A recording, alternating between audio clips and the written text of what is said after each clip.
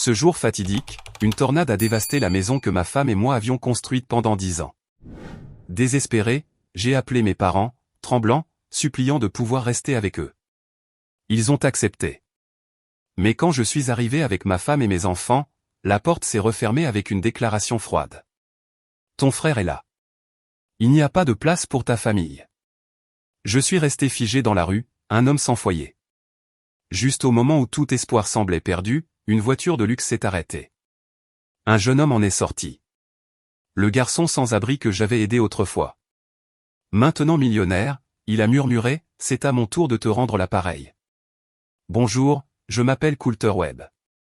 J'habite à Wichita, au Kansas, une ville qui n'a pas grand-chose à offrir au-delà de champs infinis et de vents soudains qui peuvent changer des vies en un clin d'œil. Je suis agent de sécurité dans un grand supermarché en périphérie de la ville.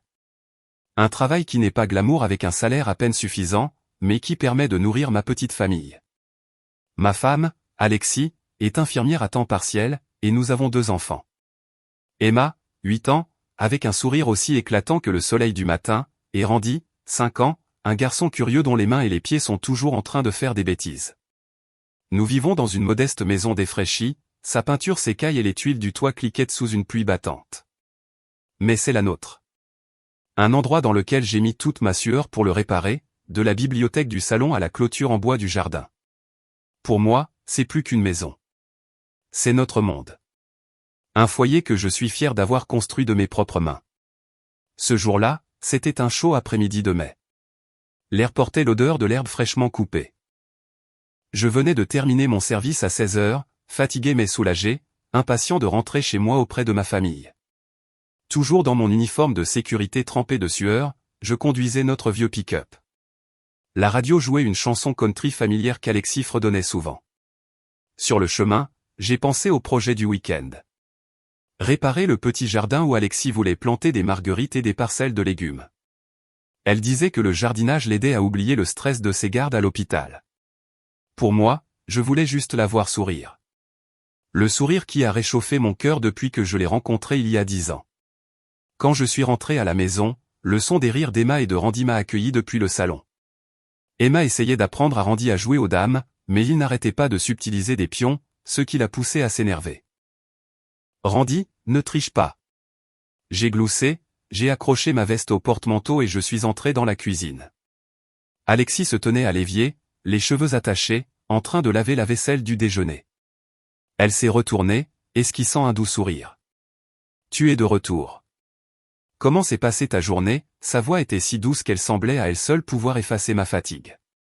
Comme d'habitude, ai-je répondu en l'enlaçant par derrière, posant mon menton sur son épaule.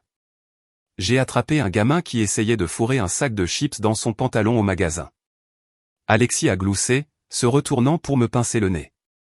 Tu es le super-héros du supermarché. Nous avons discuté du jardin, de l'achat de bois pour une nouvelle clôture et de la demande d'Emma pour un lapin de compagnie. La vie semblait si simple, je pensais que je n'avais besoin de rien de plus. Mais tout a changé en un instant. J'étais sur le canapé en train de regarder Randy jouer avec des Legos quand la sirène de tornade a hurlé au loin. Le son était aigu, perçant l'air comme un avertissement de mort. J'avais vécu au Kansas toute ma vie, donc la sirène n'était pas nouvelle, mais cette fois, c'était différent, plus fort, plus urgent, comme si le ciel lui-même criait. Je me suis levé d'un bond, le cœur battant la chamade. Alexis, ai-je appelé, la voix rauque. Elle s'est précipitée de la cuisine, les yeux écarquillés, les mains encore mouillées de l'eau de vaisselle. Coulter, est-ce que, a-t-elle commencé, mais je l'ai coupé. Tornade, à l'abri, maintenant. J'ai pris Randy dans mes bras et j'ai attrapé la main d'Emma. Allez les enfants. Dépêchez-vous. Les yeux d'Emma brillaient de larmes, paniqués, tandis que Randy s'agrippait à mon cou, tremblant. Papa, qu'est-ce qui se passe, a-t-il gémi. Je voulais répondre, les réconforter, mais ma gorge s'est nouée. J'ai juste serré la main d'Emma, entraînant la famille vers la porte arrière, vers l'abri anti-tempête. Le ciel à l'extérieur n'était plus le bleu doux de l'après-midi. Il était devenu d'un étrange vert noir d'encre, comme si quelqu'un avait renversé de l'encre dans les cieux. Le vent hurlait, soulevant la poussière et les feuilles. Quelque part, une vitre s'est brisée, le son aussi aigu qu'un cri. J'ai ouvert la trappe de l'abri, un petit bunker en béton, et j'ai poussé Alexis et les enfants à l'intérieur. Entrez vite, ai-je crié, essayant de couvrir le bruit du vent. Alexis a tenu Randy, serrant Emma contre elle, et j'ai claqué la trappe, la verrouillant fermement. À l'intérieur, l'abri était d'un noir d'encre, éclairé seulement par une faible lanterne dans un coin. L'air était humide, lourd de l'odeur de la terre. Emma sanglotait doucement, s'accrochant à sa mère, tandis que Randy s'agrippait à moi, ses petites mains tremblantes. « Papa, j'ai peur » a-t-il murmuré. J'ai caressé sa tête, forçant un sourire rassurant. « C'est bon, mon grand. C'est juste un gros vent. On est en sécurité ici. » Mais à l'intérieur, je savais que je mentais. Le vent au-dessus n'était pas juste du vent. C'était un monstre qui rugissait et fracassait, affamé de dévorer le monde. Nous nous sommes blottis dans un coin, mes bras autour d'Alexis et des enfants. Au-dessus, des bruits horribles ont éclaté, du bois qui craque, du verre qui se brise, des tuiles de toit qui s'arrachent. Notre maison, le foyer que j'avais passé des années à construire, était en train d'être démoli. J'ai entendu un craquement écœurant, comme si les os de la maison criaient d'agonie. Alexis a serré ma main, ses ongles s'enfonçant dans ma peau, mais je n'ai ressenti aucune douleur, seulement de la peur, une peur froide et perçante comme de la glace inondant ma poitrine. Je ne sais pas combien de temps cela a duré, peut-être quelques minutes, mais cela m'a semblé une éternité. Puis le vent s'est calmé, le rugissement du monstre s'estompant, laissant un silence sinistre. Mon cœur battait toujours à tout rompre alors que j'attendais un instant de plus avant d'oser ouvrir la trappe. « Restez ici » ai-je dit à Alexis, la voix rauque. Elle a hoché la tête, les yeux rouges, tenant fermement les enfants. Je suis sorti, poussant la trappe. La faible lumière du crépuscule s'est infiltrée, mais le spectacle devant moi m'a laissé sans voix. Notre maison avait disparu. Il ne restait que des décombres. Du bois éclaté, des briques cassées, des éclats de verre scintillant dans la lumière déclinante. La cuisine où Alexis faisait la vaisselle. Le salon où les enfants jouaient aux dames. La chambre où nous étions allongés ensemble, rêvant de l'avenir. Tout était réduit en débris. La poupée d'Emma gisait seule parmi les briques. Une photo de famille reposait dans la terre, son verre brisé. Nos sourires, un rappel cruel de ce qui avait été perdu. Je suis retourné à l'abri, forçant ma voix à rester calme. Alexis, monte. Elle est sortie, tenant Randy, Emma la suivant. Alors que nous nous tenions au milieu des décombres, personne ne parlait. Alexis a couvert sa bouche, des larmes coulant sur son visage. Emma s'est accrochée à sa jambe, et Randy m'a regardé, déconcerté. « Papa, où est notre maison ?» a-t-il demandé, la voix brisée. Je me suis agenouillé, le serrant dans mes bras, mais je n'avais pas de réponse. Mon cœur était écrasé. Tout ce que j'avais construit, tout ce que j'aimais, avait été balayé en quelques minutes. Debout dans les ruines de notre maison, j'ai senti le monde s'effondrer sous mes pieds. Mais en regardant Alexis et les enfants, je savais que je ne pouvais pas craquer. Pas maintenant. J'ai pris la main de ma femme, la serrant fort, et j'ai dit, ma voix rauque, on s'en sortira. Je te le promets. Mais cette promesse, je n'étais pas sûr de pouvoir la tenir. Cette nuit-là, notre gentille voisine Suzanne nous a laissé rester chez elle. Elle vivait seule dans une petite maison à quelques rues de là, épargnée par la tempête avec seulement quelques branches cassées. Son salon exigu sentait faiblement les vieux biscuits, mais pour nous, c'était une bénédiction. Alexis s'est blotti avec les enfants sur le canapé pendant que je m'asseyais contre le mur, les yeux grands ouverts dans l'obscurité. Les légers ronflements de Randy se mêlaient aux sanglots discrets d'Emma, me serrant la poitrine. Je ne pouvais pas dormir. Non pas à cause du sol dur ou du froid qui s'infiltrait à travers mes vêtements, mais parce que mon esprit était inondé d'une seule question. Où irons-nous demain? Des souvenirs de notre ancienne maison n'arrêtaient pas de défiler. La table de la salle à manger où nous nous réunissions chaque soir. Le jardin où Alexis plantait soigneusement des fleurs. Le fauteuil usé où je lisais aux enfants. Tout cela n'était maintenant que décombres et souvenirs. Le lendemain matin, une faible lumière du soleil filtrait à travers la fenêtre de Suzanne, mais elle ne pouvait pas lever la lourdeur dans mon cœur.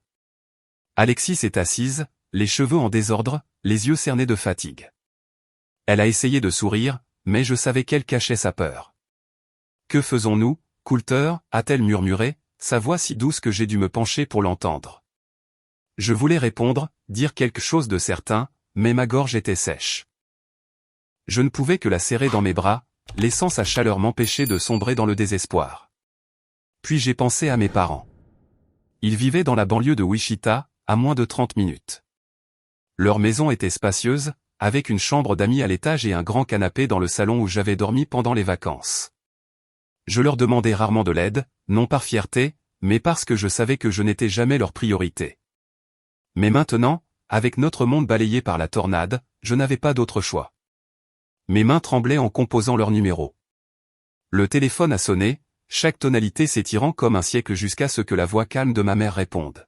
« Maman » ai-je commencé, la voix chancelante. Notre maison, elle a disparu. La tornade a tout détruit. Alexis, les enfants et moi, nous n'avons plus rien. Pouvons-nous rester avec vous un moment? J'ai fait une pause, attendant, le cœur battant la chamade. Il y a eu un long silence avant qu'elle ne réponde, sa voix douce. Rentre à la maison, Coulter. Je vais préparer les choses. Ces mots étaient comme une brise chaude dans ma poitrine glacée. Je me suis tourné vers Alexis, lui serrant la main, et j'ai murmuré, on va rester un peu chez mes parents. Le sourire d'Alexis a vacillé, faible mais plein d'espoir. Emma a levé les yeux de son oreiller, les yeux pétillants. On va vivre avec mamie et papy? Randy a renchéri, sa voix petite. J'aime la chambre de papy avec la lampe bateau. J'ai hoché la tête. Ouais, on va rester avec eux un moment, ai-je dit en forçant un sourire. Ce matin-là, nous avons rassemblé le peu qu'il nous restait. Quelques vêtements, une couverture et la poupée déchirée d'Emma que j'avais récupérée des décombres. Tout tenait dans le coffre de notre vieux pick-up. La seule chose indemne de la tempête. Sur la route de la maison de mes parents, l'air dans le camion était lourd, mais il y avait une lueur d'espoir. Emma et Randy bavardaient sur leurs grands-parents, la chambre à l'étage et leur vieux chat avec qui les enfants aimaient jouer. Alexis tenait ma main en silence, mais ses yeux semblaient dire « ça va aller ». J'ai serré sa main, essayant d'y croire. Mais quand nous nous sommes garés devant la maison familière de mes parents, une vague de malaise m'a envahi. Le toit de tuiles rouges, les érables dans le jardin, les fenêtres étincelantes, tout était pareil. Mais quelque chose n'allait pas. Des rires s'échappaient de l'intérieur. Pas les voix de mes parents, mais celles de mon jeune frère Vincent, ainsi que de sa femme et de leurs 2 enfants. Je suis sorti, le cœur lourd. Alexis a suivi, portant Randy et tenant la main d'Emma. Alors que nous atteignions la porte, mes parents sont sortis, leur visage montrant de l'inconfort au lieu de la joie que j'avais espérée. « Coulter » a dit ma mère, la voix hésitante. Je suis vraiment désolé, mais Vincent et sa famille viennent de nous rendre visite. La maison est pleine. Vous devrez trouver un autre endroit où rester pour le moment. Je me suis figé, incapable de croire à mes oreilles. À travers la porte, j'ai vu le salon spacieux, le canapé vide. Vincent était à l'intérieur, riant nonchalamment avec sa femme, inconscient de notre situation. J'ai pris une profonde inspiration, essayant de garder ma voix stable. Maman, on pourrait dormir sur le canapé ou juste dans un coin du salon. On n'a pas besoin de beaucoup, juste d'un endroit pour passer cette épreuve. Je suppliais presque, la voix tremblante, espérant une once de compassion. Mais elle a secoué la tête, ses yeux évitant les miens. Coulter, tu sais comment c'est. La maison est bondée. Vincent et sa famille ont besoin d'espace. Je ne peux pas laisser les enfants être à l'étroit. Trouve un autre endroit. C'est juste temporaire. Mais maman, ai-je balbutié, luttant pour rester calme. On n'a nulle part où aller. Notre maison. Elle a disparu. Elle m'a regardé, son expression apitoyée, mais ferme. Je sais, mais Vincent est arrivé le premier, et sa famille est plus grande. Je ne peux pas les mettre dehors. Tu comprends, n'est-ce pas? Mon père se tenait derrière elle, silencieux, évitant mon regard. J'ai eu l'impression que mon sang se glaçait. Alexis a baissé la tête, serrant l'épaule d'Emma, cachant sa douleur. Emma m'a regardé, confuse. Papa, mamie et papy ne veulent pas de nous? Randy a tiré sur ma chemise, sa voix tremblante. Je veux dormir dans la chambre de papy. Je me suis agenouillé, les serrant dans mes bras, mais les mots me manquaient. Des souvenirs de mon enfance ont refait surface. Des moments où Vincent était favorisé, défendu, tandis que j'étais mis de côté, jugé sans importance. Quand je me suis cassé le bras, Papa a dit, tu es un garçon. Une petite douleur, ce n'est rien. Quand j'ai demandé de l'argent pour des livres, maman a dit, Vincent a besoin de nouvelles chaussures de basket. Attends ton tour. De vieilles blessures que je croyais guéries ont saigné à nouveau. J'ai dégluti difficilement, je me suis levé et j'ai forcé ma voix à rester calme. Je comprends. Mais je ne comprenais rien du tout.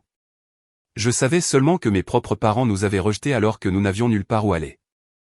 Je me suis retourné, ramenant Alexis et les enfants au camion. Alexis essuyait ses larmes en silence.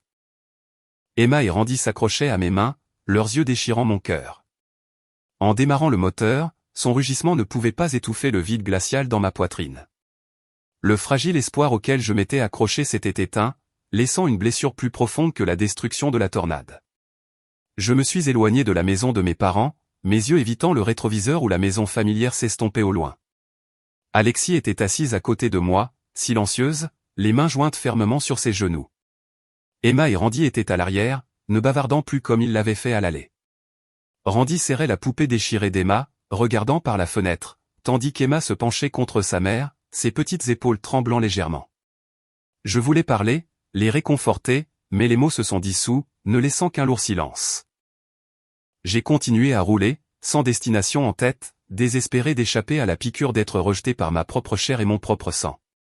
Finalement, je nous ai emmenés dans un abri d'urgence mis en place par la Croix-Rouge au lycée local, le seul endroit auquel j'ai pu penser après que mes parents nous aient tourné le dos.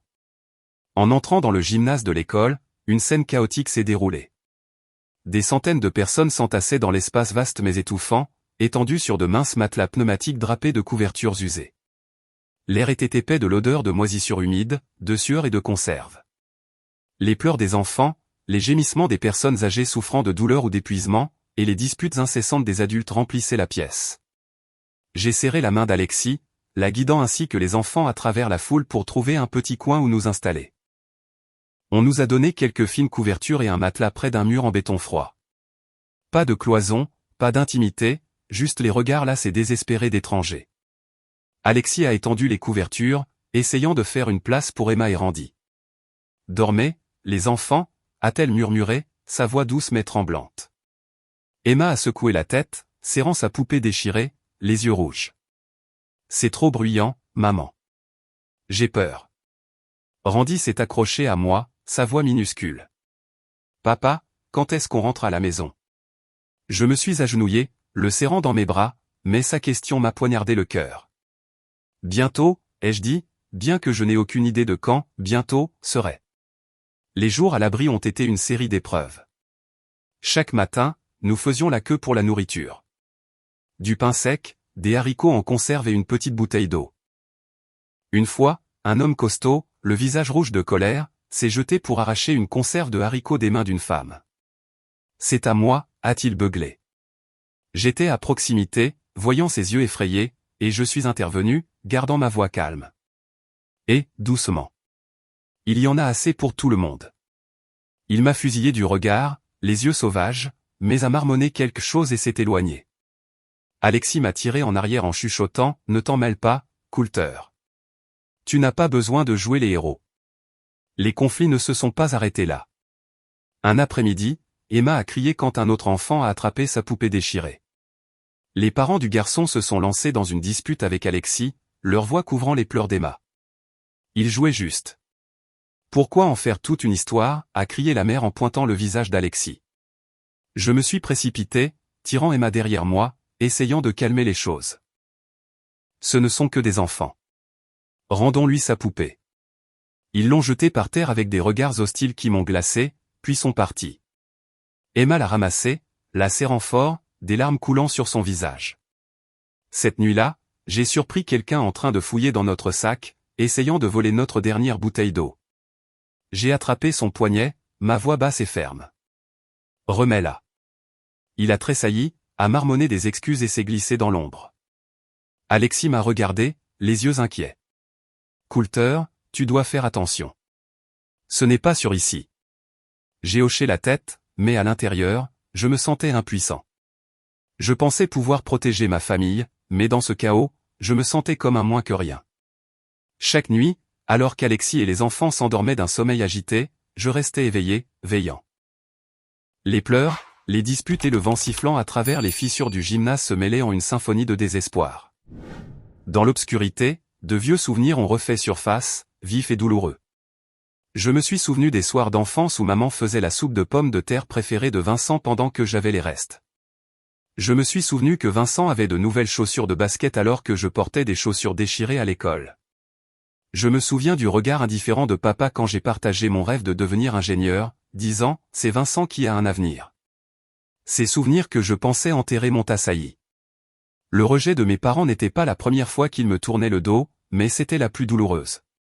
Ils ont choisi Vincent, comme toujours, laissant ma famille à la dérive quand nous en avions le plus besoin. J'ai regardé Alexis, tenant Emma et Randy près d'elle, les cheveux en désordre, le visage émacié, mais toujours aussi belle que le jour où nous nous sommes rencontrés. J'ai pensé à ma promesse. On s'en sortira. Mais dans cet abri, parmi les étrangers et le chaos, je ne savais pas comment la tenir. Je ne pouvais que serrer ma famille dans mes bras, essayant de les protéger de la tempête invisible qui déchirait encore mon cœur. Les jours à l'abri s'étiraient sans fin. Chaque matin, je me réveillais avec un mal de dos à cause du mince matelas pneumatique. Les pleurs des enfants et les disputes des adultes résonnaient dans ma tête. Alexis essayait de remonter le moral des enfants, leur racontant des histoires, chantant des berceuses qu'elle chantait quand Emma était bébé. J'ai surpris l'inquiétude croissante dans ses yeux, comme si elle voulait demander « Quelle est la suite pour nous ?» Emma est devenue plus silencieuse, serrant sa poupée déchirée, tandis que Randy s'accrochait à moi, posant des questions auxquelles je ne pouvais pas répondre. Un matin, après près d'une semaine dans l'abri bondé, j'ai décidé de retourner aux ruines de notre ancienne maison. Je ne savais pas ce que j'espérais trouver. Un souvenir, un morceau de mémoire, ou juste le sentiment que je n'avais pas tout perdu. Alexis voulait venir, mais je lui ai dit de rester avec les enfants. Je reviens bientôt, ai-je dit en l'embrassant sur le front. Elle a hoché la tête, mais ses yeux semblaient me retenir, comme si elle avait peur que je disparaisse dans les décombres. J'ai conduit le vieux pick-up jusqu'à ce qui était autrefois notre maison. La scène était toujours un cauchemar. Du bois éclaté, du verre brisé et des affaires éparpillées. J'ai traversé les débris, mes bottes s'enfonçant dans la poussière et la terre. J'ai trouvé un cadre photo, notre photo de famille du 7e anniversaire d'Emma, nous 4 rayonnant sous le soleil d'été. Le verre était brisé, mais le sourire d'Alexis brillait toujours.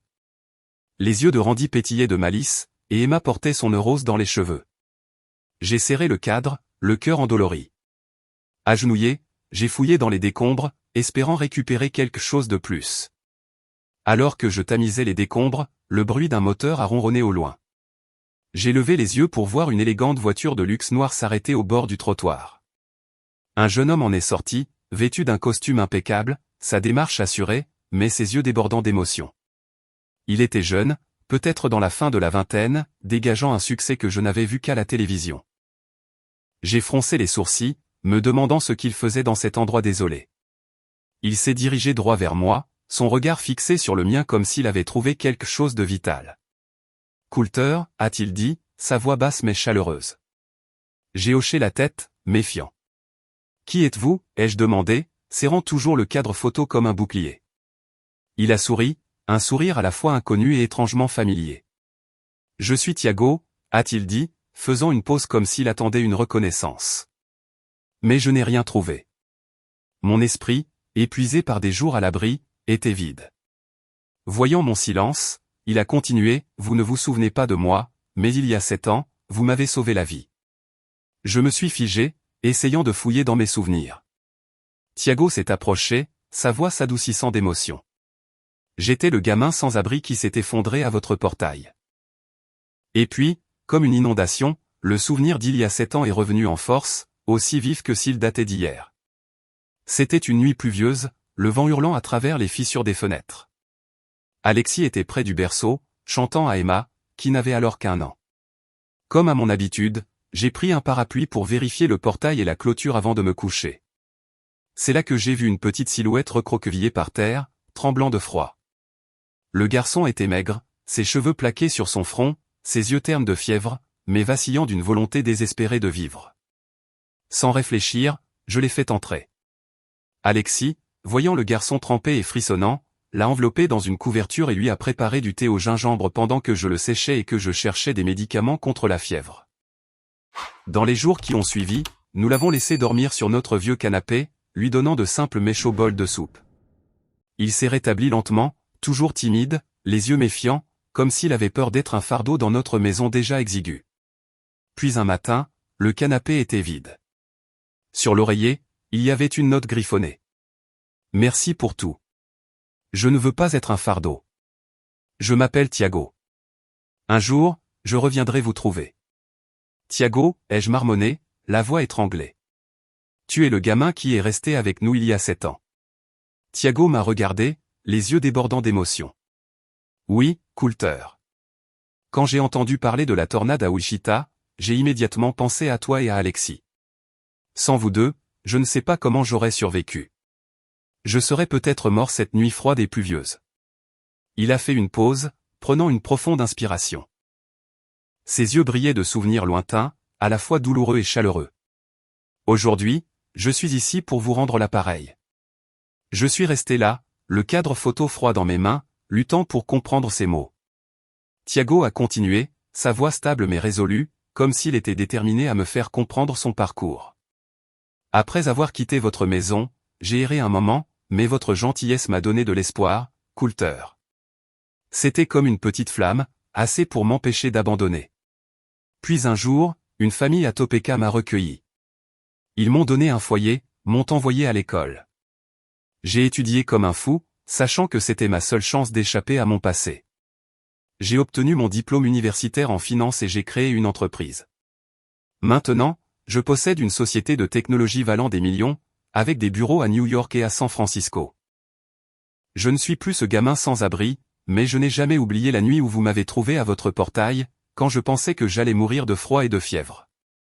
Les mots de Thiago étaient comme une brise chaude s'infiltrant à travers les fissures de mon cœur. Je l'ai regardé, un jeune homme dans un costume cher debout au milieu des ruines de ma vie. Pourtant, ses yeux étaient les mêmes que ceux de ce garçon maigre, plein de désir et de gratitude. Je ne savais pas quoi dire, je ne sentais qu'une petite étincelle de lumière dans l'obscurité des derniers jours. Mes parents m'avaient tourné le dos. Mais voici quelqu'un qui était autrefois un étranger. Un garçon que j'ai aidé par simple compassion, maintenant debout devant moi, apportant un monde auquel je ne m'attendais pas. Thiago n'était pas de mon sang, mais à ce moment-là, il me semblait plus de la famille que quiconque m'avait jamais abandonné. Thiago s'est approché, posant une main sur mon épaule, sa voix chaleureuse mais résolue. Coulter, tu ne m'as pas seulement sauvé de la mort cette nuit-là. Toi et Alexis, vous m'avez donné quelque chose de plus grand. La foi que la vie valait encore la peine d'être vécue, qu'il y avait encore de bonnes personnes dans ce monde. Sans vous, je ne serais pas là aujourd'hui avec une entreprise, avec quoi que ce soit. Il a fait une pause, ses yeux brillants comme s'il revivait ses jours difficiles. J'ai atteint des sommets que je n'aurais jamais rêvés. J'ai accompli tout ce que j'avais autrefois désiré. Mais tout a commencé avec la soupe chaude d'Alexis, cette couverture était mot. Ça va aller, gamin. Maintenant, c'est à mon tour de t'aider. Ces mots étaient comme un courant chaud s'écoulant à travers les fissures de mon cœur, apaisant le froid des derniers jours. Je voulais répondre, dire qu'il n'avait pas besoin de faire quoi que ce soit, que je n'avais fait que ce que n'importe qui aurait fait. Je n'étais pas habitué à être aidé. Toute ma vie avait été une série de portages de fardeaux. De longues gardes de nuit au supermarché. Des mois à économiser chaque centime pour réparer le toit. Des nuits blanches à tenir Alexis quand elle s'inquiétait des frais de scolarité des enfants. Je m'étais toujours dit que je devais être fort, le pilier de ma famille. Mais maintenant, debout devant Thiago, je me sentais petit, comme un homme sombrant dans une tempête sans rien à quoi se raccrocher. Thiago semblait lire l'hésitation dans mes yeux. Il a souri, un sourire doux mais déterminé, comme s'il était préparé à toute objection. Coulter, je ne suis pas seulement là pour te dire merci. Je veux vous aider, toi et ta famille, à vous remettre sur pied après cette tempête. Pour commencer, j'ai un appartement de luxe dans une de mes propriétés en plein centre-ville de Wichita. Il est vacant, entièrement meublé, chambre, cuisine, tout ce dont votre famille a besoin. Je veux que vous, Alexis et les enfants, emménagiez aujourd'hui. Pas de loyer, pas de soucis. Considérez-le comme votre maison. J'ai ouvert la bouche pour protester, pour dire que nous ne pouvions pas accepter, que sa gentillesse était trop grande, trop pour que je puisse jamais la rembourser. Mais Thiago a levé une main, sa voix plus ferme. Il y a plus, a-t-il continué. Je sais que vous attendez l'assurance, mais cela pourrait prendre des mois, voire des années. Je fournirai un soutien financier pour aider votre famille à traverser cette épreuve. De nouveaux vêtements pour les enfants, des produits de première nécessité, tout pour qu'ils se sentent en sécurité. Je suis resté figé, mon esprit tourbillonnant comme si j'étais pris dans une autre tornade.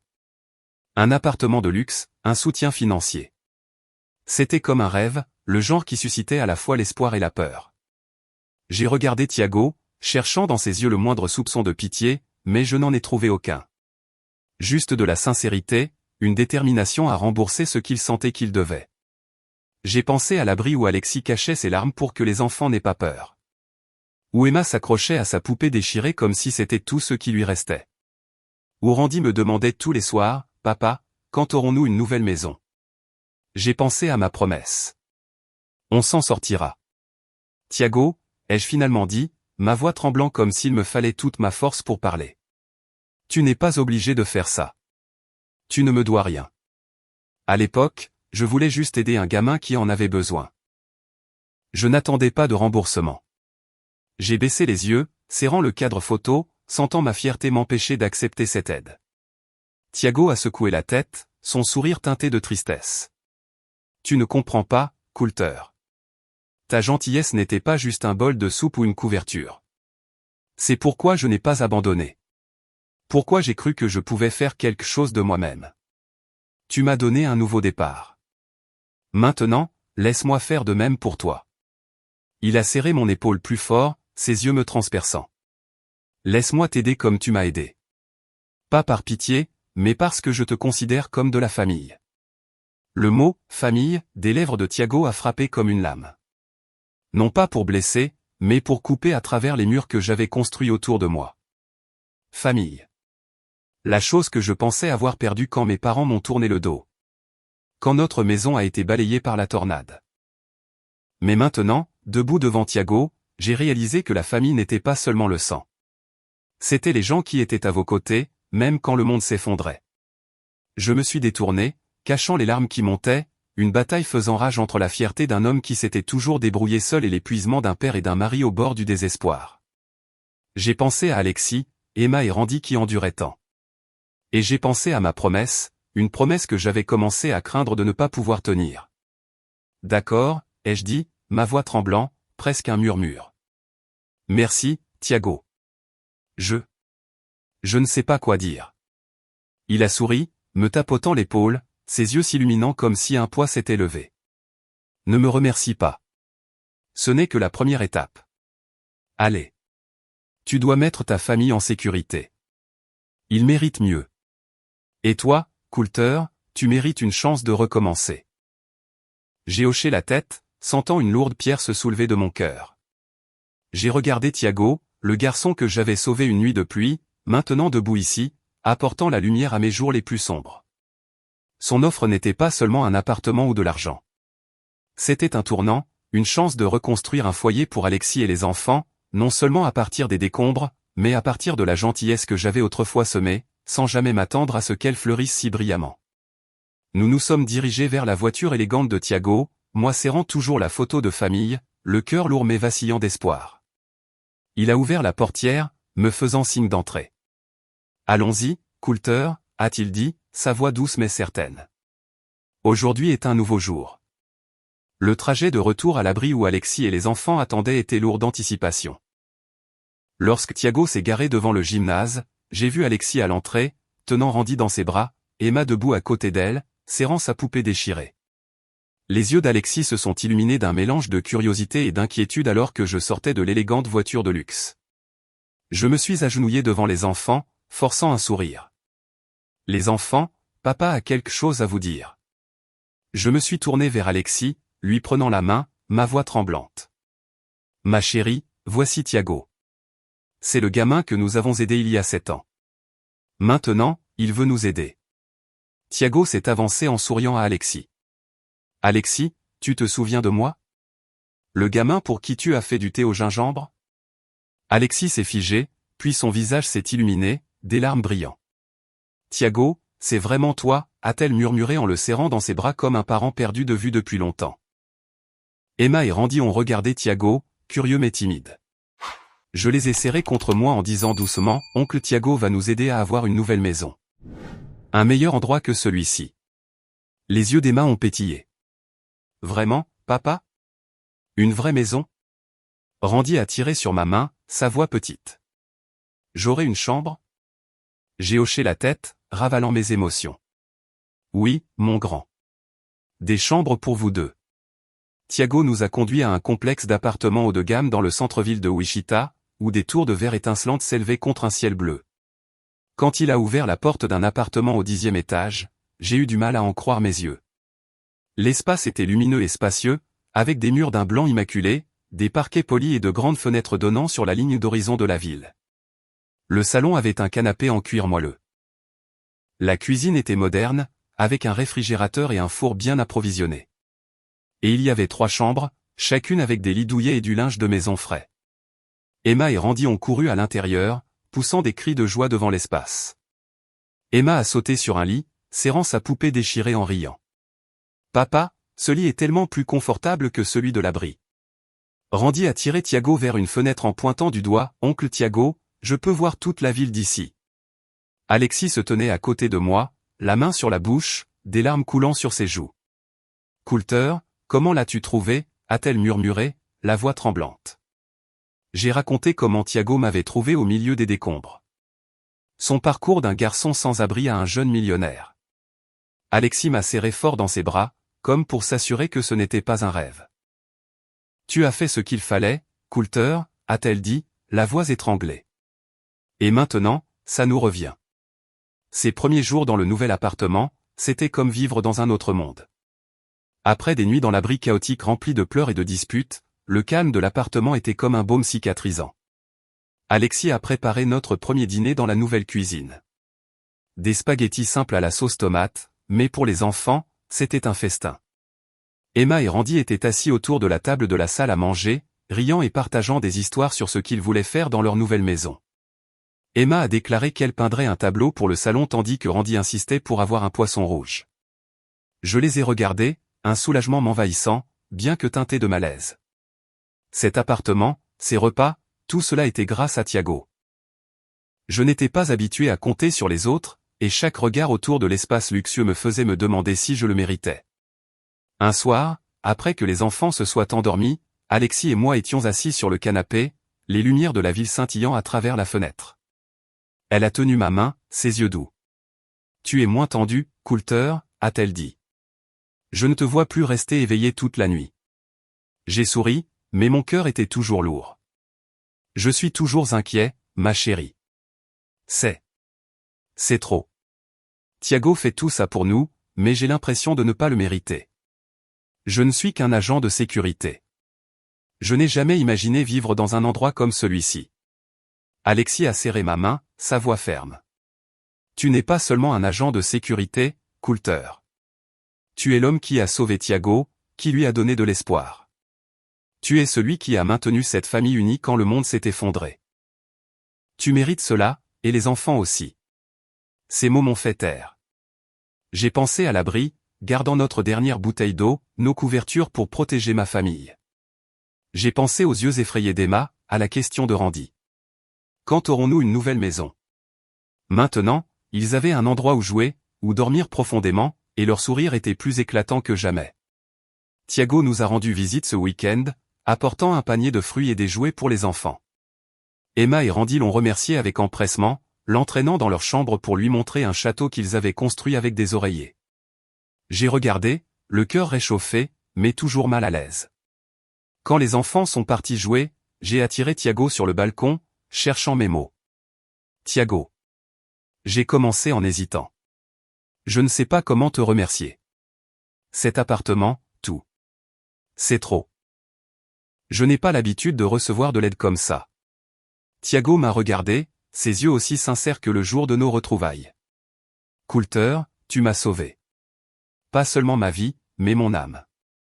Tu m'as montré que j'avais de la valeur même quand j'étais un gamin sans abri. Maintenant, c'est à mon tour de faire ça pour toi.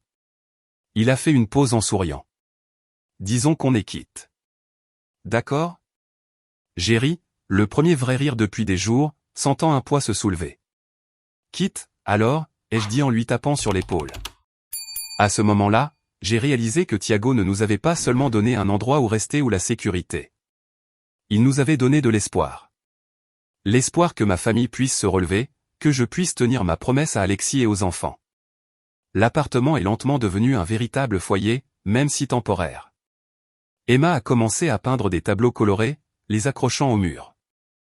Randy a trouvé un coin pour ses Legos, construisant des vaisseaux spatiaux dont il rêvait. Alexis a de nouveau chanté des berceuses, sa voix douce et stable, ne tremblant plus comme à l'abri. Un matin, alors que je préparais du café dans la cuisine lumineuse, Thiago est apparu avec un sourire radieux, tenant une pile de documents.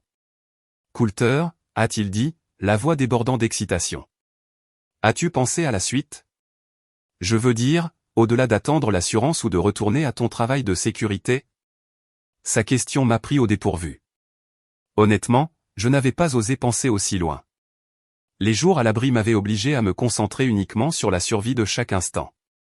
Et maintenant, dans cet appartement, je m'adaptais encore au sentiment de sécurité temporaire. Pas encore, ai-je répondu en hésitant. Je retournerai probablement à mon poste d'agent de sécurité au supermarché. Je n'ai pas beaucoup d'options. Thiago m'a regardé, son regard vif mais pas jugeur. Coulter, tu as plus d'options que tu ne le penses. Je veux que tu travailles avec moi dans mon entreprise, non pas comme agent de sécurité, mais dans un vrai rôle dans la finance et l'investissement. Je crois que tu peux le faire. Son offre m'a frappé comme une rafale de vent, à la fois surprenante et désorientante. Finance, investissement, ai-je répété, riant presque de l'absurdité de la chose. Thiago, je ne suis qu'un agent de sécurité de supermarché. Je ne suis jamais allé à l'université, je n'ai jamais touché à des choses comme l'analyse de marché ou la gestion d'actifs. Je vais tout gâcher. Mais Thiago a secoué la tête, ses yeux inébranlables. Coulter, tu n'as pas besoin d'un diplôme pour réussir. Tu as quelque chose qu'aucune école ne peut t'enseigner, le travail acharné, l'honnêteté et la capacité à lire les gens.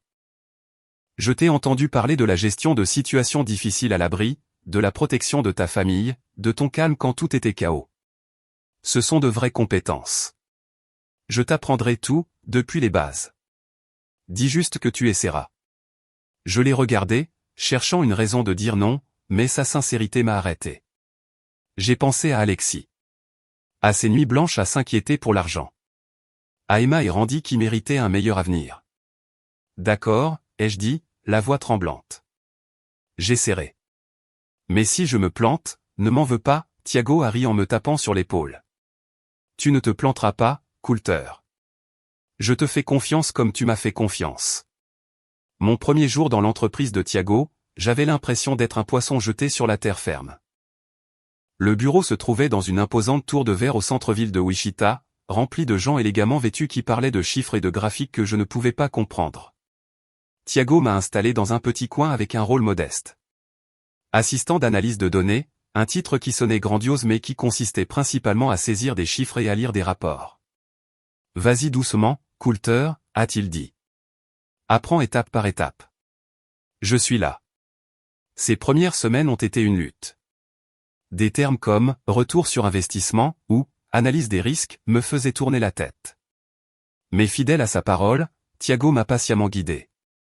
Chaque après-midi après le travail, il restait tard, m'expliquant les concepts dans les termes les plus simples, comme s'il enseignait à un enfant. La finance n'est pas de la magie, Coulter, a-t-il dit. C'est juste la gestion de l'argent et des opportunités. Lentement, j'ai commencé à comprendre. J'ai appris à lire les graphiques boursiers, à analyser les données pour prendre des décisions d'investissement. J'ai découvert ce que Thiago appelait mon « intuition pratique », un don pour repérer de petits détails que les autres manquaient, comme la façon dont j'attrapais les voleurs à l'étalage au supermarché. Lors d'une réunion, alors que l'équipe débattait d'investir dans une start-up, j'ai timidement pris la parole. Ils font beaucoup de publicité, mais leurs chiffres de revenus sont fragiles. Je pense que nous devrions être prudents. La pièce est devenue silencieuse. Puis Thiago a hoché la tête, les yeux brillants. Bonne remarque, Coulter. Tes instincts sont justes. Après cela, on m'a confié plus de responsabilités, de l'analyse de rapports à la participation à des réunions de stratégie. Pour la première fois, j'avais l'impression d'entrer dans un nouveau monde, un monde de réunions à enjeux élevés, de grandes décisions et de chiffres qui pouvaient changer des vies. D'un agent de sécurité de nuit qui tirait le diable par la queue, j'ai commencé à me sentir en confiance. J'ai appris à porter un costume, même si cela me semblait maladroit au début. J'ai appris à parler aux investisseurs, même si ma voix tremblait encore légèrement. Thiago me traitait non seulement comme un employé, mais comme un frère. Il m'invitait à déjeuner, partageant des histoires de ses débuts en tant que start-up, de ses peurs et de sa persévérance. « Tu peux le faire aussi, Coulter », a-t-il dit. « Tu dois juste croire en toi. » Le changement ne m'a pas seulement affecté. Il a touché ma famille. Alexis a remarqué que je rentrais à la maison en souriant davantage, n'étant plus accablée par la tension des nuits blanches à l'abri. Elle s'est sentie assez en sécurité pour reprendre son travail d'infirmière à temps partiel, sachant que j'avais une nouvelle voie. Emma et Randy ont été transférés dans une meilleure école grâce au soutien financier de Thiago. Emma s'extasiait sur son nouveau professeur et ses cours d'art, tandis que Randy me racontait avoir marqué son premier but dans l'équipe de football de l'école. « Papa, je vais être le meilleur joueur », a-t-il déclaré, les yeux brillants. Je l'ai serré dans mes bras, mon cœur gonflé d'une joie que je n'avais pas ressentie depuis la tornade. Chaque soir, assis avec Alexis sur le canapé, je partageais des histoires sur le travail, ce que j'apprenais, comment Thiago croyait en moi. « Tu changes, Coulter », a-t-elle dit, sa main dans la mienne. « Je te vois plus confiant, comme si tu trouvais une partie de toi que tu ne connaissais pas », j'ai souri en l'embrassant sur le front. « C'est grâce à Thiago. Grâce à toi et aux enfants. C'est pour vous que je continue d'essayer. » En y repensant, j'ai réalisé que ce n'était pas seulement une question de se remettre d'une perte. C'était un véritable tournant. Une chance non seulement de survivre, mais de transformer ma vie. D'un agent de sécurité qui baissait la tête, j'ai commencé à rêver d'un avenir plus grand. Un avenir où je pourrais donner à Emma et Randy une vie que je n'avais jamais osé imaginer. Thiago ne m'a pas seulement donné un travail. Il m'a donné une vision, la conviction que je pouvais accomplir plus que je ne l'avais jamais cru possible. 4 ans ont passé et j'ai atteint un poste important dans l'entreprise financière de Thiago, gérant de grands projets d'investissement avec un salaire qui nous a permis d'acheter une maison spacieuse dans la banlieue de Wichita. Non plus un refuge temporaire, notre nouvelle maison avait un jardin de marguerites éclatantes, amoureusement entretenu par Alexis, une grande cour où Emma et Randy jouaient, et un chiot nommé Sonny que les enfants adoraient. Ma famille s'est épanouie, heureuse, et pour la première fois, je me suis senti vraiment digne de ce que nous avions. Mais un samedi après-midi, alors que je réparais la clôture en bois dans le jardin, le bruit d'un moteur de voiture est venu du portail. J'ai levé les yeux, mon cœur s'arrêtant alors que je voyais mes parents sortir d'une vieille berline, suivis de mon frère Vincent, de sa femme et de leurs 2 enfants. Pendant 4 ans, ils m'avaient à peine contacté. Pas un appel, pas un texto depuis le jour où ils avaient refusé d'abriter ma famille après la tornade. J'ai essuyé la sueur de mon front, essayant de rester calme, mais de vieux souvenirs ont surgi comme une vague. Alexis, arrosant les plantes dans le jardin, s'est arrêté, ses yeux vacillant d'inquiétude en les reconnaissant. « Coulter », a-t-elle murmuré. « Qu'est-ce qu'ils font ici ?» J'ai pris une profonde inspiration et je me suis dirigé vers le portail. « Maman, papa, Vincent », ai-je dit, ma voix égale masquant mes émotions. Ma mère a souri, mais c'était trop doux, trop étranger par rapport à ce dont je me souvenais. « Coulter, mon cher », s'est-elle exclamée en ouvrant les bras pour une étreinte. Son étreinte était froide, plus rituelle qu'affectueuse. « Regarde-toi. Si réussi. Cette maison est magnifique. Vraiment de quoi être fier. » Mon père se tenait derrière elle, hochant la tête, son sourire forcé. « Bon travail, mon fils », a-t-il dit, sa voix sèche comme si elle était prononcée par obligation. Vincent m'a tapé sur l'épaule, son sourire ne parvenant pas à cacher une lueur d'envie dans ses yeux. « Tu es une vraie surprise, Coulter », a-t-il dit, son ton teinté de sarcasme. « Qui aurait cru que tu irais si loin ? Je les ai invités à l'intérieur, non par désir, mais parce que je ne voulais pas qu'Emma et Randy me voient me disputer avec eux. » Les enfants ont accouru, curieux de voir leurs grands-parents et leur oncle Vincent, mais ils n'étaient pas aussi bavards qu'ils l'avaient été 4 ans auparavant. Ils sentaient la distance, même s'ils ne la comprenaient pas entièrement. Alexis a préparé du thé et a sorti des biscuits, mais le salon semblait lourd, comme si tout le monde jouait dans une pièce que personne ne voulait regarder. Ma mère a commencé avec des questions apparemment inoffensives. « Que fais-tu dans cette entreprise, Coulter ? J'entends dire que c'est une grande, n'est-ce pas? Bon salaire. Elle a souri, mais ses yeux m'étudiaient comme si elle calculait ma valeur. Mon père a posé des questions sur la maison, les prix de l'immobilier, les investissements. Un endroit comme celui-ci doit coûter une fortune, hein? A-t-il dit en balayant du regard le salon où notre photo de famille était fièrement accrochée au mur. Vincent était plus direct. Il s'est assis, les jambes croisées, les doigts tapotant la table, posant des questions empreintes de curiosité mais lourdes d'intention. Votre entreprise doit avoir de bonnes affaires, n'est-ce pas? Vous avez déjà pensé à partager des opportunités d'investissement avec la famille? Il a souri, mais ses yeux étaient froids, comme s'il m'évaluait. Ma vie. Je veux dire, la famille devrait rester unie, s'entraider, n'est-ce pas, a-t-il ajouté, son ton suggestif. Alexis s'est assise à côté de moi, me serrant la main sous la table, m'exhortant à rester calme. Mais je n'avais pas besoin de me mettre en colère. Je connaissais trop bien leur manière. Comment ils m'avaient tourné le dos quand j'en avais le plus besoin. Comment ils avaient choisi Vincent parce qu'il était arrivé le premier. J'ai écouté, mais à l'intérieur, tout était clair. Ils n'étaient pas là parce qu'ils s'ennuyaient de moi ou voulaient renouer le contact. Ils sont venus parce qu'ils avaient entendu parler de mon succès, vu la nouvelle maison, savaient que je travaillais pour une grande entreprise. Leurs douces paroles, tu nous rends si fiers. La famille devrait être plus proche, était un vernis pour leurs calculs. Vincent, en particulier, ne pouvait cacher son envie. Quand j'ai brièvement mentionné mon travail et les projets que je gérais, il a serré les poings, ses lèvres se sont contractées. Tu as eu de la chance, Coulter, a-t-il dit, la voix amère. Qui aurait cru qu'un agent de sécurité pourrait monter si haut? J'ai eu envie de rire de son sarcasme, mais je suis resté silencieux. Il ne savait rien des nuits que j'ai passées à étudier des rapports, des jours où j'ai craint de ne pas être assez bon, des moments où je me suis demandé si j'étais sur la bonne voie. Il ne connaissait pas la sueur, les larmes et le cœur que j'avais mis à construire cette vie. J'ai souri, poli mais froid.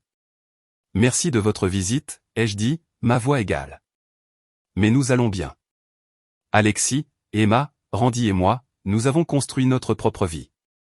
Nous n'avons besoin de rien de plus. Ma mère s'est figée, ses yeux vacillants d'inquiétude.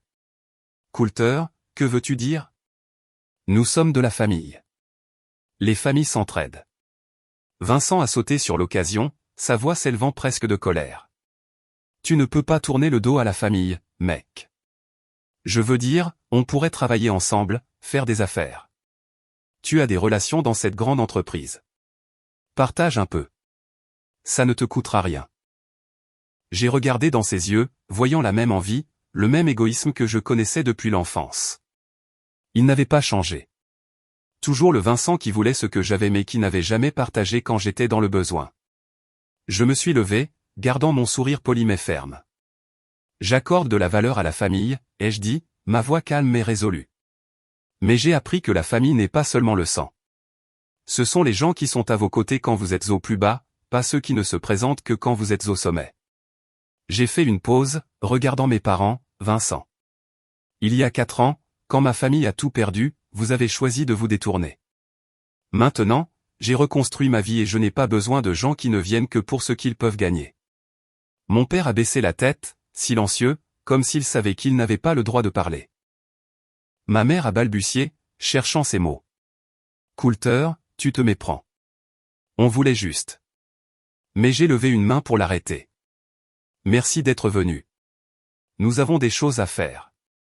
Je les ai raccompagnés à la porte, regardant alors qu'ils montaient dans leur voiture. Vincent s'est retourné, les yeux amers, mais je n'ai pas vacillé. Alors que leur voiture disparaissait, je suis rentré pour trouver Alexis à la porte, les yeux pleins de fierté. Tu as fait ce qu'il fallait, Coulter, a-t-elle dit en me serrant dans ses bras. Emma et Randy ont accouru, s'accrochant à mes jambes, et je savais que j'avais fait le bon choix. Debout dans la maison que j'avais construite avec ma sueur et la gentillesse de Thiago, j'ai réalisé quelque chose. Ceux qui m'avaient abandonné dans mes heures les plus sombres ne méritaient pas une place dans ma nouvelle vie. Thiago, Alexis, les enfants, ils étaient ma vraie famille. Ceux qui m'ont tenu la main quand je suis tombé et m'ont aidé à me relever. Je n'avais pas besoin de douces paroles creuses ni de liens de sang calculés. J'avais tout ce dont j'avais besoin ici, dans cette maison. Après cette visite de mes parents et de Vincent, ils ont continué à essayer de renouer le contact. Ma mère a appelé, la voix douce, demandant des nouvelles d'Emma et de Randy, mais je pouvais entendre la prudence, comme si elle attendait une occasion de glisser une question sur mon travail ou mon argent. Vincent a envoyé des textos suggérant que nous nous rencontrions pour parler de la famille, mais je savais qu'il cherchait des détails sur mes projets d'investissement. Une fois, ma mère a même envoyé une longue lettre prétendant qu'elle et mon père regrettaient ce qui s'était passé, voulant se réconcilier et recommencer. Mais leurs excuses sont venues trop tard, trop creuses. Je n'ai pas répondu, non par colère, mais parce que j'avais appris une dure leçon. La famille ne compte que lorsqu'elle est construite sur la sincérité, pas sur l'égoïsme ou le calcul. J'ai choisi de protéger ma petite famille. Alexis, Emma, Randy et même Thiago. Ce sont eux qui étaient à mes côtés quand le monde s'est effondré. Je me souviens de ce jour à l'abri, des yeux confus d'Emma demandant « Papa, mamie et papy ne veulent pas de nous ?» Je me suis souvenu des nuits où je suis resté éveillé, gardant notre dernière bouteille d'eau. Et j'ai pensé à Thiago, le garçon que j'ai sauvé une nuit de pluie, maintenant un ami, un frère, qui m'a donné une chance de transformer ma vie.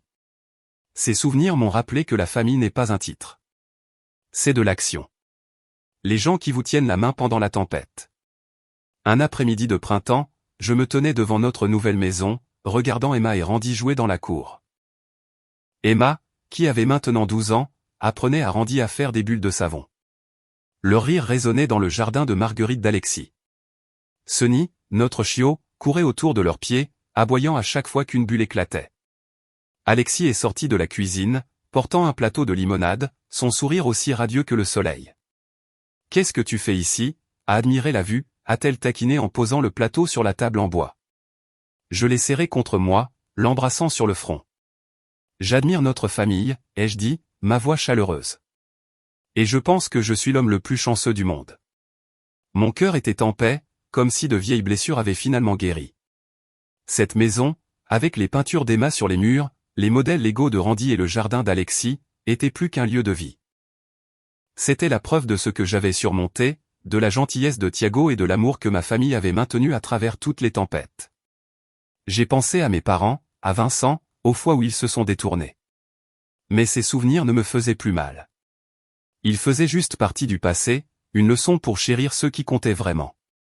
Thiago nous a rendu visite ce week-end, comme d'habitude, apportant un nouveau jeu d'échecs pour Randy et des aquarelles pour Emma. Il était devenu une partie intégrante de nos vies. Pas seulement un sauveur, mais un véritable ami, un frère. Quand les enfants ont couru à l'intérieur pour jouer avec leurs cadeaux, j'ai attiré Thiago dans la cour, parlant comme des parents perdus de vue depuis longtemps. « Tu sais, ai-je dit, la voix basse. Je pense encore au jour où tu m'as trouvé dans les décombres. Je n'aurais jamais imaginé qu'un petit geste d'il y a des années mènerait à tout ça. » Thiago a souri, les yeux brillants. « Coulter, ce n'était pas un petit geste. Tu m'as sauvé, pas seulement du froid, mais du désespoir. Tu m'as montré que la gentillesse était réelle, et j'essaie juste d'être à la hauteur. Toi, Alexis, les enfants, vous êtes ma famille, de sang ou non. » Ces mots m'ont touché le cœur, affirmant que la famille, ce ne sont pas ceux qui vous donnent naissance, mais ceux qui sont à vos côtés, même quand le ciel tombe. J'ai regardé autour de notre maison, entendant les rires d'Emma et de Randy, sentant la chaleur d'Alexis à côté de moi, et voyant Thiago, l'homme qui a transformé ma vie de cendre en un foyer radieux. J'ai réalisé une vérité claire. La famille ne concerne pas des titres comme « parents » ou « frères ». Il s'agit d'action et de compassion. La tornade d'il y a 4 ans a emporté notre maison, mais elle n'a pas pu emporter ma dignité ni le véritable amour que j'ai trouvé en Alexis, les enfants et Thiago. Les choses les plus précieuses, la gentillesse, la résilience et l'amour.